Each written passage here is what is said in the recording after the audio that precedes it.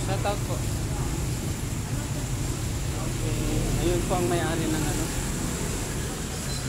motor na to, si TMX 125. Ang problema nito, pag nag-ilaw na siya kahit umaandar, nalulobat siya. Kaya hanapin natin yung sira nito.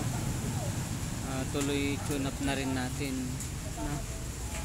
Tune up na rin natin si 125.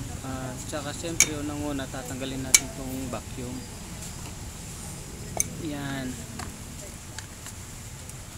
para walang sagabal kapag tinanggal natin yung head.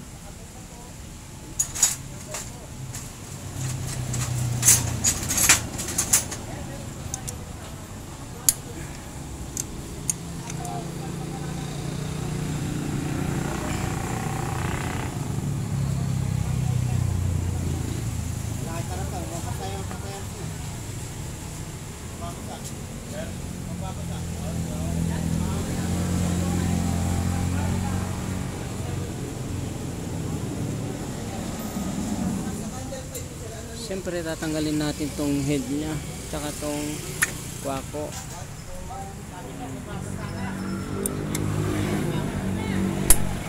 At saka kapag naglalagay tayo ng tornilyo dito sa head,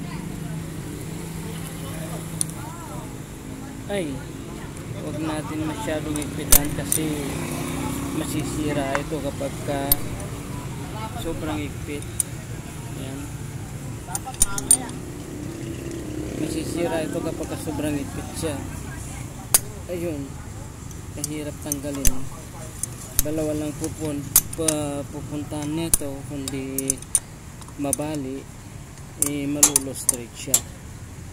Ano, kapag kagandahan lang yung higpit nito, hindi siya masisira. Kahit na mainit, pwede kayong magtanggal ng tornilyo, basta wag lang masyadong mahigpit, no?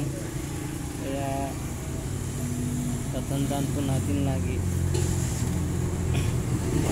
At saka itong pagkalag po ng tornilyo natin sa mga hindi pa, o yung mga baguhan, yung mga gustong gumawa, gustong mag-aral gumawa, unang-una pong pag-aralan natin itong pagkalag ng tornilyo natin, ano? Counterclockwise po ang pagkalag nito.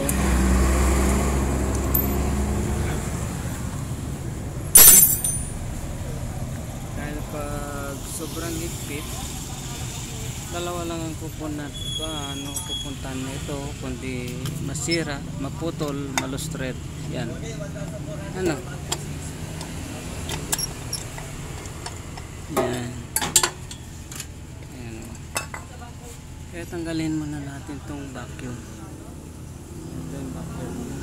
Pag di natin tatanggalin to, may natulong ano to.